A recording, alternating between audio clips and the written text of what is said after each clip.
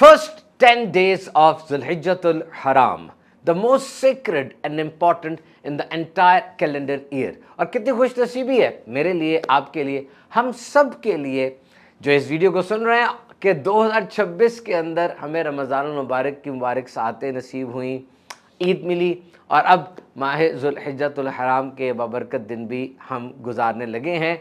देखिए, ज़माना जहालियत के अंदर भी ज़ुल्हिज्जतुल हराम इसका शुमार हुर्मत वाले महीनों में किया जाता था, द मोस्ट सेक्रेड। और अब देख लीजिए, हर शहर और हर शख्स वो एक तरह का नहीं होता, डिफरेंट होते हैं दराजात और फ़ज़ाइल के एतबार से। जैसे मक्का मुकरमा है, मदीनतुल मुनव्वरा है, ये ज़्यादा बाबरकत हैं, और कुछ अशख़ास जैसे बहुत बड़ी बड़ी मुबारक हस्तियाँ हैं, अंबिया इकराम हैं, औलिया हैं, ये ज़्यादा दराजात और फजीलत रखते हैं। इसी तरह सब महीने भी एक जैसे नहीं होते। रमज़ान मुबारक तो एक वेल नोन और ज़बरदस्त सीक्रेट मंथ है, लेकिन इस ज़ुल्हिज्जतुल हराम, इसकी बरकतें, इसके ख़साइस, इसके अंदर जो कुछ है, ये भी बड़ा यूनिक और ज़बरदस्त है। कुरान मजीद में इरशाद हुआ, उस सुबह की कसम और 10 रातों की। और नबी करीम सल्लल्लाहु अलैहि वसल्लम के कज़न, चचाजाद भाई हज़रत अब्दुल्लाह इब्न अब्बास रज़ियल्लाहु ताला अन्हु मुफस्सिर कुरान इरशाद फरमाते हैं कि इन 10 रातों से मुराद ज़ुल्हिज्जतुल हराम की 10 रातें। और अल्लाह ताला ने इन रातों की कसम इरशाद फरमाकर ये बता दिया कि अल्लाह ताला के नज़दीक ये रातें, ये दिन, ये महीना अज़मत वाला है, एलिवेशन है। और हदीस पाक में आया, अल्लाह ताला के नज़दीक कोई दिन अशरा ज़ुल्हिज्जतुल हराम के अयाम से ना ज़्यादा अजीम है और ना इन दिनों से बढ़कर किसी दिन का नेक अमल उसे महबूब है। तो इन दिनों में तहलील, तकबीर, तस्बीह की कसरत करो, यानी ला इलाहा इल्लल्लाहु अल्लाहु अकबर और अल्हम्दुलिल्लाह कसरत के साथ पढ़ा जाए। हज़रत अब्दुल्लाह इब्न अब्बास रज़ियल्लाहु ताला की रिवायत के मुताबिक अशरा ज़ुल्हिज्जतुल हराम में एक अमल का सवाब 700 गुना तक बढ़ा दिया जाता है। तो खूब इबादत कीजिए, रोजे रखिए। हमारे नबी करीम सल्लल्लाहु अलैहि वसल्लम पर अपनी जान तक कुर्बान करने वाले अस्लाफ और असहाब का यही तरीकाकार था कि इन 10 दिनों के अंदर वो खूब इबादत का एहतमाम फरमाया करते। नबी करीम सल्लल्लाहु ताला अलैहि वसल्लम इन दिनों में रोजे रखा करते और ये 9 रोज़े ज़ुल्हिज्जतुल हराम के आप ज़रूर रखा करते। और बाज़ असलाफ का, बुजुर्गान दीन का ये भी तरीका रहा कि वो नफल नमाज के बाद इस अशरा में तकबीर का एहतमाम किया करते। हज़रत सईद बिन जुबैर रज़ियल्लाहु ताला का कितना प्यारा इरशाद आलीशान है कि अशरा ज़ुल्हिज्जतुल हराम में अपने चिराग ना बुझाया करो।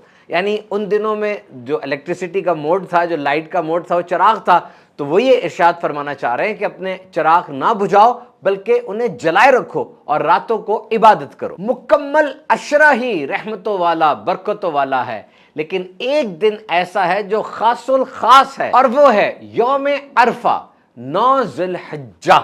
इरशाद आलीशान है कि जिसके दिल में राई बराबर भी ईमान होगा, 9 ज़ुल्हिज्जा यानी यौम अरफा को वो बख्श दिया जाएगा। और फिर शैतान बड़े बड़े गुनाहगारों की इस अंदाज से जब मग़फ़िरत होते देखता है तो बड़ा ज़लील ख्वार होता है। नबी करीम सल्लल्लाहु अलैहि वसल्लम यौम अरफा के रोज़े को 1000 दिन के बराबर शुमार फरमाया करते, और जो यौम अरफा की रात इबादत करे उस पर जन्नत वाजिब हो जाती है। और यौम अरफा का रोज़ा 2 साल के गुनाहों का कफ़ारा है, 1 साल पिछला, 1 साल अगला। हर रात आसमान के दरवाजे 3 बार खोले जाते हैं, और जुमा की रात आसमान के दरवाजे 7 बार खोले जाते हैं, और यौम अरफा की रात आसमान के दरवाजे 9 बार खोले जाते हैं। और एक और रवायत के मुताबिक जो शख्स ज़ुल्हिज्जतुल हराम के पहले 10 दिन सूरह वद्दुहा कसरत के साथ पढ़ेगा, उसे जहन्नुम से रिहाई नसीब होगी। हज़रत अब्दुल्लाह इब्न अब्बास रज़ियल्लाहु ताला अन्हु ने एक मरतबा ये आयत तिलावत फरमाई, आज मैंने तुम्हारे लिए तुम्हारा दीन कामिल कर दिया और तुम पर अपनी नेमत तमाम कर दी और तुम्हारे लिए इस्लाम को दीन पसंद फरमाया। सूरह मायदा की ये आयत है। उस वक्त उनकी खिदमत में एक गैर मुस्लिम हाजिर था। वो कहने लगा कि अगर हम पे ये आयत नाजिल होती तो हम उस दिन को ईद मनाते। حضرت عبداللہ ابن عباس نے ارشاد فرمایا کہ یہ آیت جس دن نازل ہوئی اس دن تو 2 عیدیں تھیں، یعنی جمعے کا دن بھی تھا اور یوم عرفہ بھی تھا، اور یہ دونوں دن مسلمانوں کے لیے عید کے دن ہیں، یعنی خوشی کے دن ہیں۔ دونوں جمع تھے، جمعہ اور 9ویں ذی الحج، تو یہ دوہری عید ہو گئی۔ تو اس دن یعنی یوم عرفہ کی ایک خصوصیت یہ بھی پتہ چلی کہ اس دن رب تعالیٰ نے اپنے دین اسلام کے مکمل ہونے کا اعلان فرمایا۔ اور ایک اور خصوصیت یہ بھی ہے کہ اسی دن حج کا رکن اعظم یعنی وقوف عرفہ ادا کیا جاتا ہے۔ تو جناب یوم عرفہ اور عشرہ ذی الحجۃ الحرام کی خصوصیت اس بات سے بھی ثابت ہوتی ہے کہ حج جیسی عظیم ترین عبادت کے تمام ارکان وہ 8ویں، 9ویں اور 10ویں ذی الحجہ کو ہی ادا کیے جاتے ہیں۔ ایام تشریق کا آغاز بھی انہی دنوں سے ہو جاتا ہے، یعنی ہر باجماعت نماز کے بعد تکبیرات تشریق وہ ادا کی جاتی ہیں، اور رحمتوں اور برکتوں والا یہ عشرہ عید الاضحیٰ کے دن اختتام پذیر ہوتا ہے۔ اور دیکھیے یہ آخری 10 دن کتنے پیارے ہیں، بہت سے لوگ حج کے لیے جا رہے ہیں، بہت سے پہنچ چکے ہیں، اور جو یہاں پر ہیں وہ قربانیوں کی تیاری کر رہے ہیں، یعنی ہر طرف ایک عبادت کا سماں ہے۔ تو ہمیں چاہیے کہ ان دنوں کے اندر خاص طور پہ عبادات کا اہتمام کریں۔ کون کون سی عبادتیں کرنی ہیں اس کو لسٹ ڈاؤن کر لیتے ہیں۔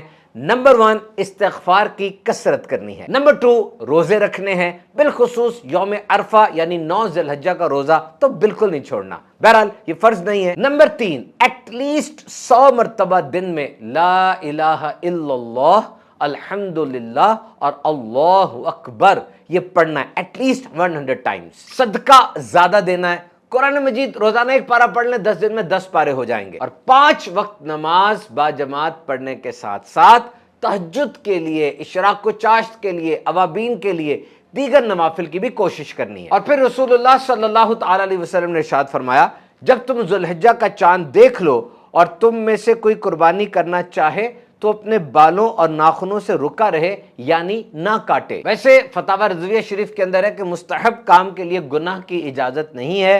یاد رہے 40 دن کے اندر اندر ناخن تراشنا، بغلوں اور ناف کے نیچے کے بال صاف کرنا ضروری ہے۔